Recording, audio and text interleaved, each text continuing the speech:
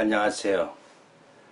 대망의 2015년이 시작되었습니다. 금년을 우리가 양의 해라 그러죠. 여러분, 양은 어떤 것입니까? 순한 동물입니다. 털이 많지요. 그러나 양은 항상 필요한 것은 목자가 필요합니다. 그래서 양은 목자의 음성을 듣고 어디든지 목자가 이끄는 대로 가는 것이 특징입니다. 그래서 때로는 양이 골짜기에 빠질 때도 있고, 또 때로는 양이 일이나 이 맹수의 공격을 받아서 죽을 때도 있습니다. 그래서 반드시 양은 목자가 필요하고, 목자는 양을 잘 돌볼 의무가 있는 것입니다. 그래서 오늘 새해 2015년 첫 번째 설교로 어린 양의 음성을 들으라. 양은 살아남으려면 목자의 음성을 들어야 됩니다. 그래서 항상 목자가 이끄는 대로 가야 한다는 것입니다. 여러분, 성경에 보면요, 이 양에 대한 내용들이 많이 나옵니다.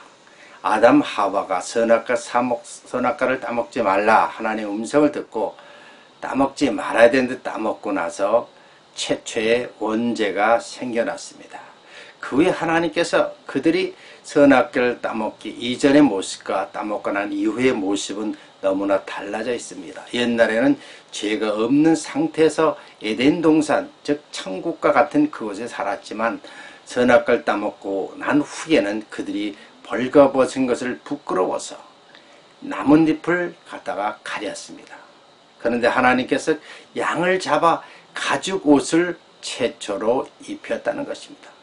그만큼 양에 대한 것은 하나님의 특별한 내용이 담겨져 있습니다. 여러분, 성경을 보면 특별히 우리가 잘 아는 믿음의 조상 아브라함 그럽니다. 아브라함이 하나님께서 그를 갈대아 우르 지방에서 불러서 가나안 땅에 이끌어서 여러 가지 모양으로 여러 가지 환경 속에서 그를 잘 훈련을 시킵니다. 그런데 하나님께서 그에게 약속하신 대로 그가 믿음을 굳건히 지켜야 되는데도 불구하고 그 약속을 어깁니다. 그래서 창세기 17장에 보면 하나님은 전능하신 하나님 엘샤다의 하나님으로 아브라함에게 나타나서 너는 이제 피의 언약을 하라. 그래서 할례 사건이 있습니다. 그 후에 아브라함에게 약속한 대로 아브라함 100세에 이삭을 얻었습니다.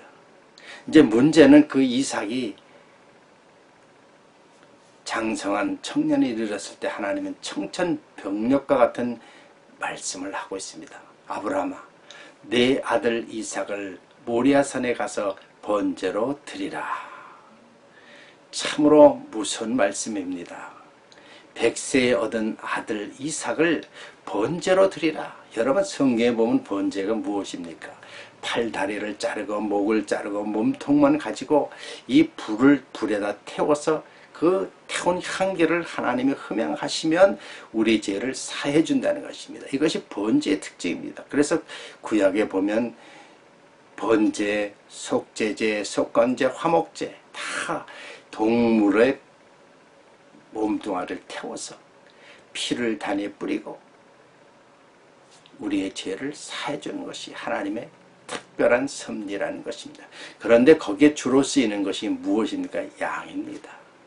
양을 잡아서 양을 번제로, 속죄제로, 속건제로 또 화목제로 드려져야 하는 것입니다.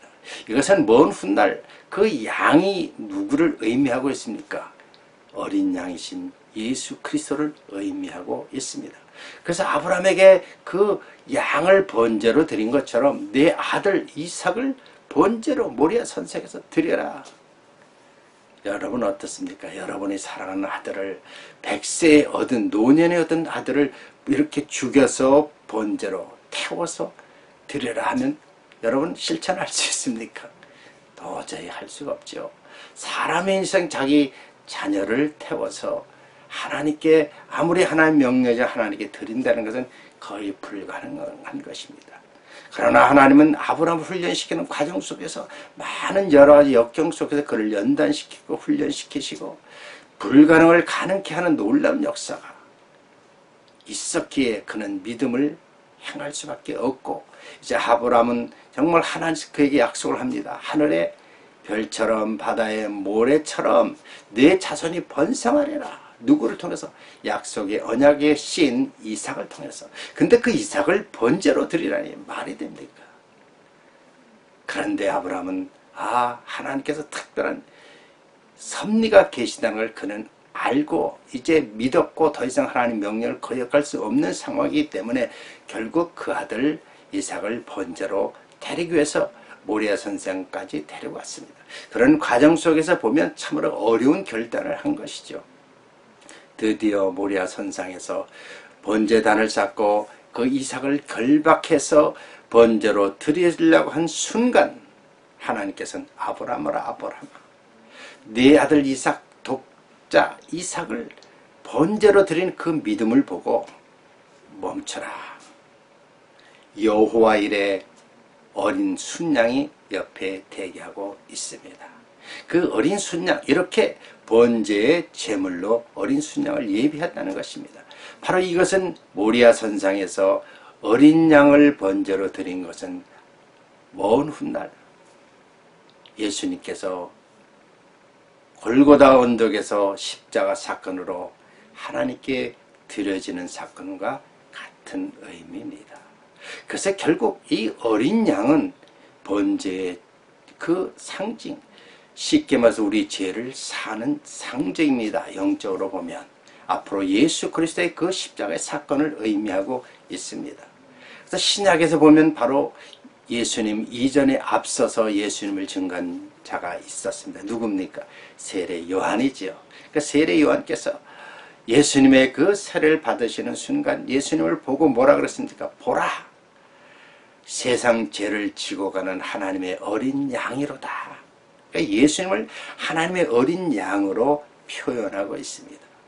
그런데 예수님이 그 제자들을 훈련시킬 때 제자들에게 뭐라고 말씀하고 있습니까?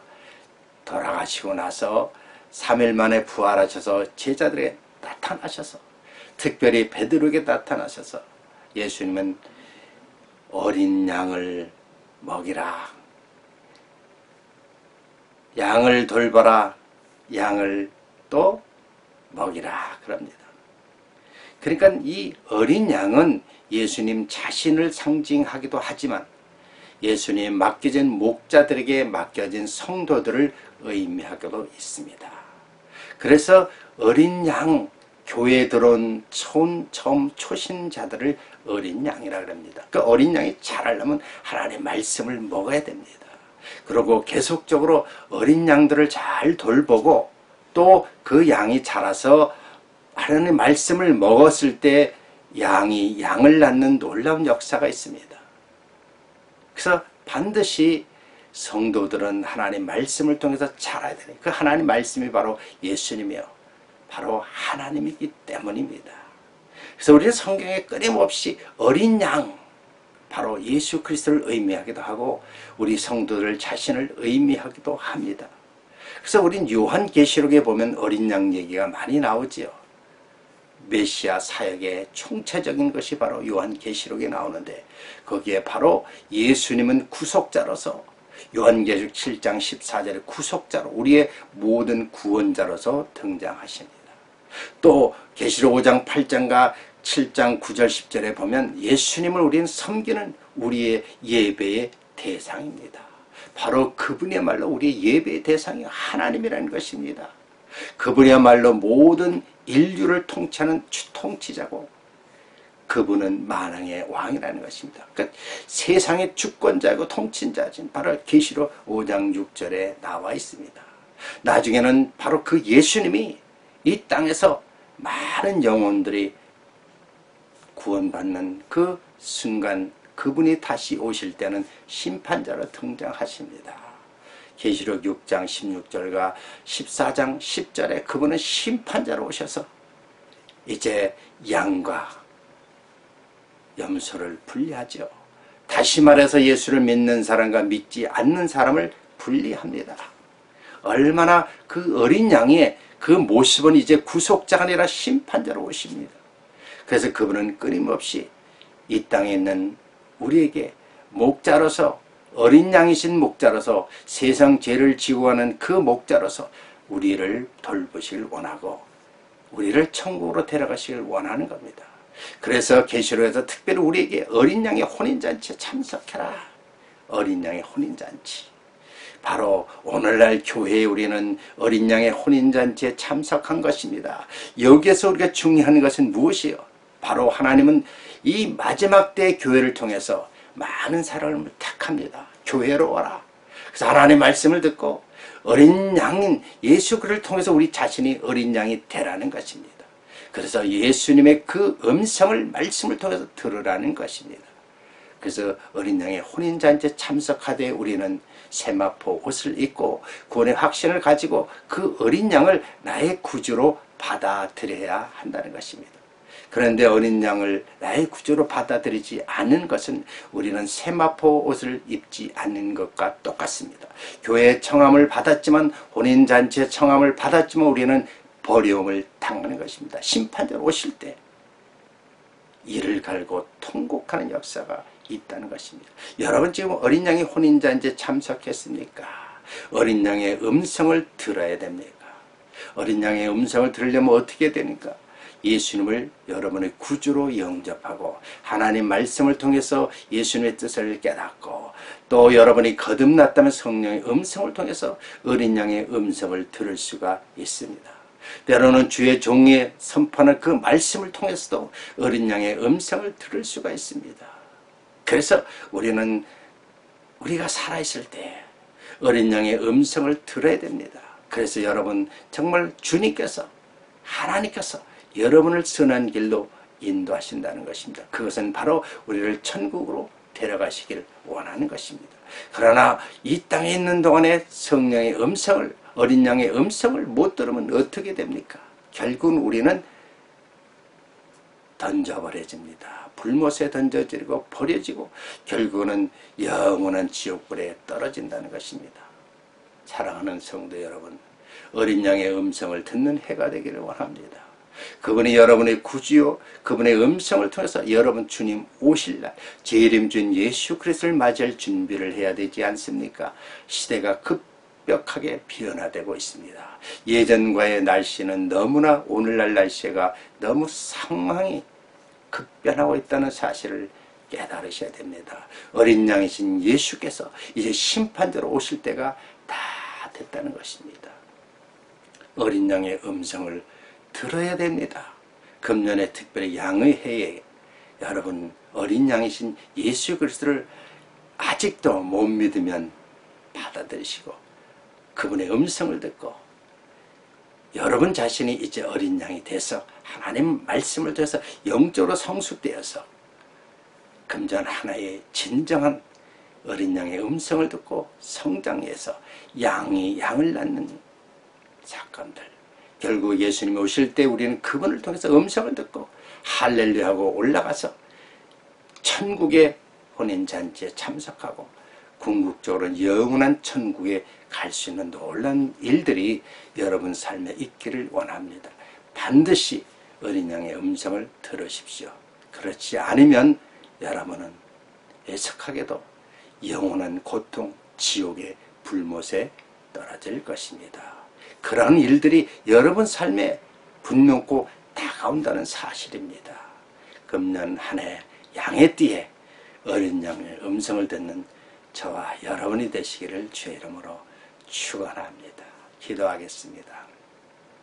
할렐루야. 하나님 감사합니다. 금년도와 양의 해입니다.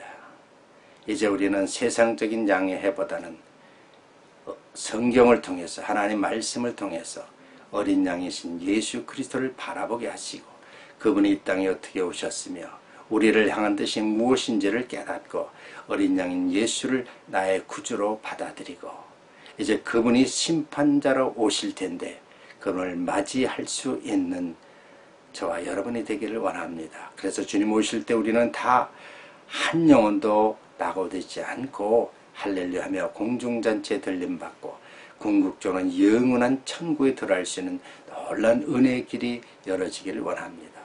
그분을 음성을 듣지 못한다면 이 땅에 신앙생활을 하면서 그분을 만나지 못한다면 우리는 불행하게도 밖에 버려질 뿐만 아니라 영원한 지옥불에 떨어져서 고통과 고난 속에서 영원한 영벌에 처할 수밖에 없습니다. 이제 깨어서 금년 대망의 2015년도에는 신앙의 결단을 해주시고 성령의 음성을, 어린 양의 음성을 들을 수 있게 하여 주시옵소서. 예수 그리스도 이름으로 감사하며 기도드리옵나이다. 아멘. 어떻습니까? 금년 한 해에 이제 첫 해부터 어린 양의 음성을 들으시길 바랍니다. 좋아했던 저를 눌러주시고요. 계속적으로 또 영상을 통해서 은혜를 나누고자 합니다. 또 선교지에 사역하는 선교사님들 영적으로 더욱더 충만하셔서 맡겨진 많은 영혼들을 어린 양의 음성을 들을 수 있는 사역 감당하시기를 바랍니다. 오늘 주 안에서 승리하십시오. 할렐루야.